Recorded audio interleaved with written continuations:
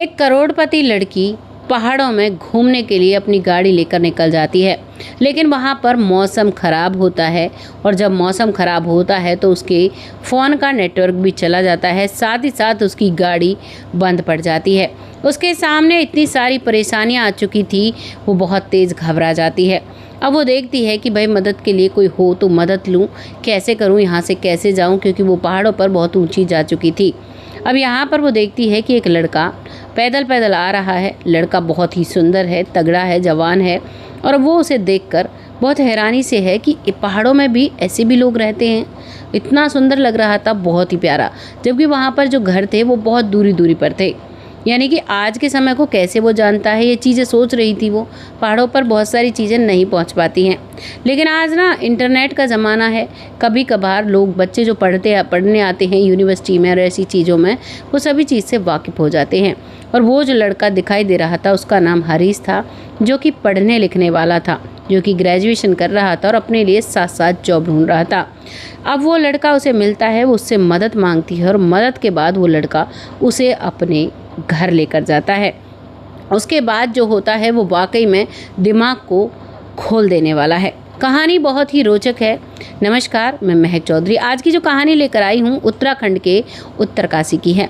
यहाँ पर एक लड़की जिसका नाम मीनू होता है, जिसका ना तो पिता के पास समय है अपनी बेटी को देने के लिए, क्योंकि वो करोड़ों का मालिक है। उसके बहुत सारे बिजनेस चल रहे हैं और उन बिजनेस में वो इतना व्यस्त रहता है कि वो अपनी जवान बेटी पर बिल्कुल भी ध्यान नहीं देता है। ना तो उसे ये पता था वो क्या पढ़ाई कर रही है, कहाँ घूमने जा रही है, क्या कर रही है। उसे सिर्फ इतना पता था कि बेटी शाम को घर पर रहती है, सुबह अपने काम से चली जाती है। माँ भी अपनी किटी पार्टीज़ में बहुत ज़्यादा व्यस्त थी। घर बिल्कुल मॉडर्न बना हुआ था, बहुत सारे नौकर चाकर काम करते थे। उस लड़की को आदत थी कि जब वो परेशान हुआ करती थी तो वो शांत होने के लिए पहाड़ी इलाके में घूमने के लिए निकल जाती थी।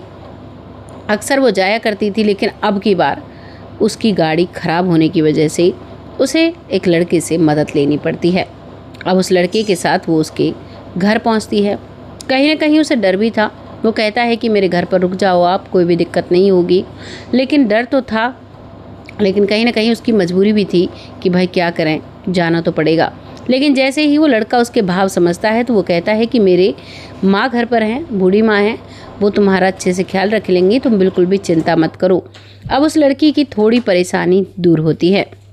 जैसे ही वो उस झोपड़ी पर पहुंचती है, उनका ज़्यादा बड़ा घर नहीं था, एक बड़ी सी झोपड़ी थी जिसमें उनके खाने पीने की सब सुख सुविधाएँ थी और वहीं पर उसकी माँ खाना बना रही थी। उसे देखकर वो बहुत शांत सी हो जाती है और वहाँ जाकर अब वो उससे बात करने लगती है। माँ जी भी एक लड़की को देखकर, वो भी इतनी मॉडर्न कपड़े पहने हुए थे, हैरान होती है। वो अपने बेटे की तरफ इशारा करती है और पूछती है कि ये कौन है। वो कहता है कि माँ जी ये टूरिस्ट है, घूमने के लिए आई थी, इसकी गाड़ी ख़राब हो गई है और गाड़ी को मैं वहीं से धक्का देकर ला रहा हूँ। जैसे तैसे मैं गाड़ी को लेकर आया हूँ। अब जब बारिश बंद हो जाएगी तभी टावर आएंगे, यहाँ पर नेटवर्क नहीं आता। इस चीज़ को सुनकर माँ समझ जाती है।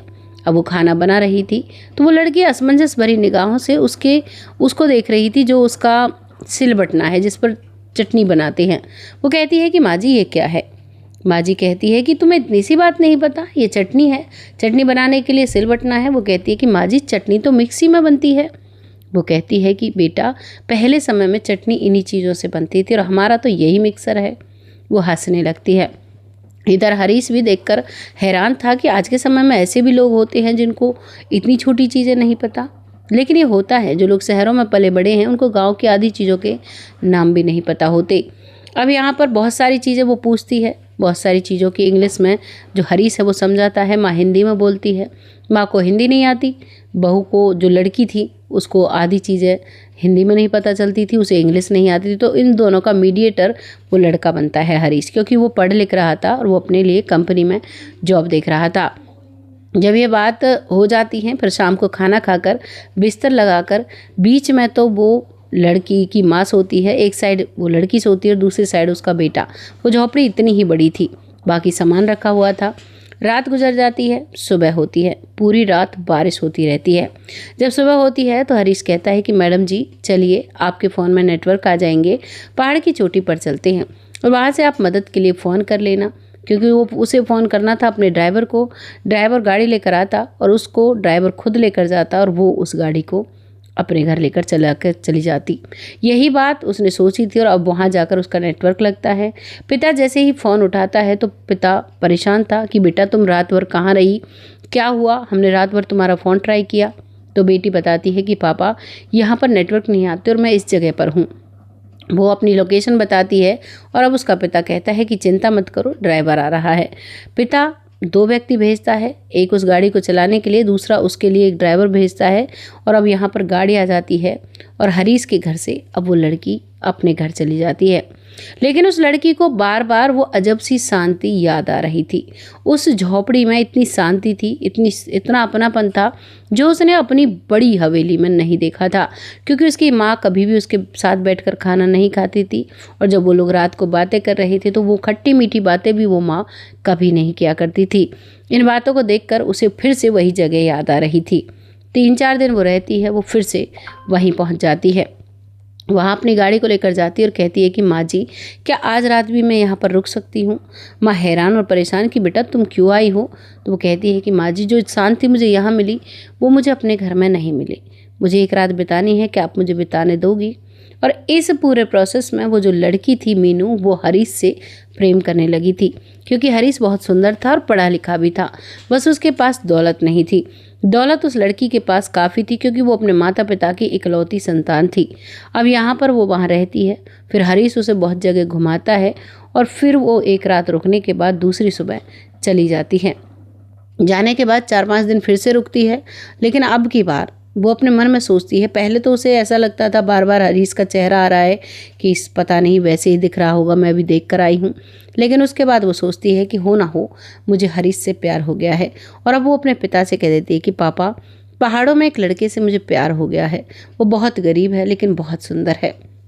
पिता गुस्सा होता है। पिता कहता है कि बेटा हम कहाँ और वो लोग कहाँ, तुम्हें वहाँ प्यार, तुम वहाँ कैसे शादी करोगी, कैसे रहोगी। तो लड़की कहती है कि पापा दौलत तो हमारे पास बहुत है और वैसे भी वो पढ़ा लिखा है, उसकी एक माँ ही तो है, हम उसे अपने पास ले आएंगे। पिता और माँ दोनों बैठकर बातें करते हैं। पहले तो उससे खूब लड़ते हैं, लेकिन शांति से वो बातें करते हैं और कहते हैं कोई बात नहीं बेटा, कल हम उसके घर चलेंगे। अब वो गाड़ी लेकर तीनों वहाँ पहुँच जाते हैं। जैसे ही वो तीनों पहुँचते हैं तो हरीश की माँ देखकर हैरान हो जाती है, क्योंकि हरीश तो उस वक्त कॉलेज गया हुआ था, माँ घर में अकेली थी। माँ पूछती है बेटा क्या हुआ। तो वो कहती है कि माँ जी, आपसे मिलने का मन किया और मैं आ गई। उसकी माँ भी कहती है कैसी हो जी, ठीक हो। पहले तो इधर उधर की बातें होती हैं, लेकिन अब लड़की की माँ पॉइंट पर आती है। लड़की की माँ कहती है कि मेरी बेटी को आपके बेटे से प्यार हो गया है और मेरी बेटी आपके बेटे से शादी करना चाहती है।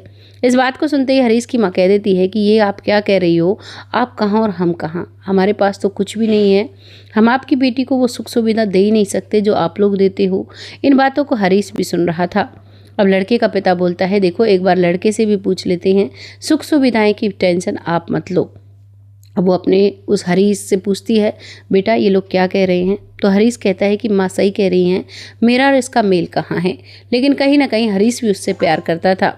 अब वो लड़की कहती है कि क्या मैं इतनी बुरी हूँ जो तुम मुझसे प्यार नहीं करते, क्या मेरे में कमी क्या है, क्या मैं सुंदर नहीं हूँ या मुझे कुछ करना नहीं आता। मैंने सारी चीज़ें बहुत आराम से सीखी हैं और मुझे यहाँ की शांति बहुत पसंद है। हरीश कह देता है कि अगर आप सब ये सही समझते हो तो कोई दिक्कत नहीं है, आप शादी हम कर सकते हैं। अब यहाँ पर पहाड़ों में ही उनकी शादी उन्हीं के रीति रिवाज से की जाती है। शादी करने के करीबन 1 महीने तक वो लड़की वहीं पर रहती है। माता पिता अपने घर चले जाते हैं और 1 महीने बाद अब वो लड़की अपनी सास और अपने पति को लेकर अपने उस बंगलों पर जाती है। वहाँ पर भी 1 महीने तक वो रहते हैं, लेकिन इस दौरान वो लड़की जो मीनू है वो उस झोपड़ी को एक बहुत अच्छे घर में बदल देती है। और फिर 1 महीने बाद फिर से वो उस पहाड़ों में आते हैं। लेकिन जैसे ही माँ वो अपनी झोपड़ी को हटा हुआ देखकर एक बड़ा सा घर देखती है तो कहती है कि बेटा ये किसने किया। तो वो कहती है कि माँ ये हमारा घर है, हम यहाँ भी रहेंगे और हम वहाँ भी रहेंगे, हमारे ये दोनों घर हैं। और वहीं पर जो लड़का है उसकी नौकरी उसकी ही कंपनी में वो मैनेजर बना दिया गया था। सारी चीज़ों को वो देख रेख करता था और इस बात को महसूस कर उसके माता पिता भी बहुत खुश होते हैं। वो भी बहुत खुशी खुशी रहते हैं। बताया जाता है लगभग 6 साल तक वो रहते हैं और 6 साल में वो दोनों इस दुनिया से चले जाते हैं। अब परिवार में उस लड़के की माँ है जो काफ़ी बुजुर्ग हो चुकी है, लड़का है और उसकी पत्नी है और उसके एक बेटा और एक बेटी है। परिवार बहुत खुश है और बहुत अच्छे से वो लोग रह रहे हैं। कभी कभी पहाड़ों में चले जाते हैं तो कभी वहाँ पर रहते हैं। इस तरीके से एक लड़की के जीवन की एक कहानी है। आप क्या कहना चाहेंगे इस कहानी पर? क्योंकि वहाँ के गांव के लोग कहते हैं कि भाई देखो ये कैसा लड़का है, इसने एक अमीर लड़की को फंसाया और देखो कितने मज़े ज़िंदगी के ले रहा है। लेकिन ये बात कहीं भी सही नहीं है। बाकी आपको क्या लगा है इस कहानी को सुनकर? अपनी राय कमेंट बॉक्स में लिखिएगा, लोगों के साथ शेयर करिएगा। तब तक के लिए जय हिंद, जय भारत।